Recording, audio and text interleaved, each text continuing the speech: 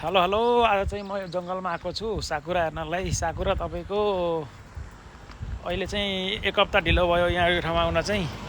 हल्का साकुरा झरेको पाइयो, एकदमै कम छ है साकुरा चाहिँ। अहिले त यो डाँडो देख्न सक्नुहुन्छ, यो डाँडो पुरै यो साकुराको हो डाँडो चाहिँ।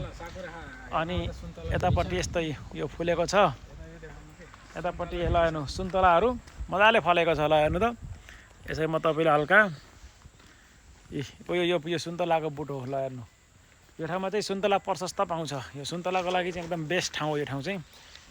अनि यतापट्टि चाहिँ यो साकुरा, ल हेर्नु यो फुल तपाईँलाई मैले नजिकै गरेर देखाउँछु। अहिले बाटोमा चाहिँ यो मजाले फुलेको छ। ल हेर्नुहोस्, यही हो है त तपाईँको यो जापानको साकुरा भन्ने चाहिँ। अब चाहिँ लगभग 1-2 हप्तासम्म अलिअलि बचेको छ साकुरा। अब त्यसपछि बिस्तारै यो चाहिँ झर्छ, यो पातहरू चाहिँ सबै झर्छ।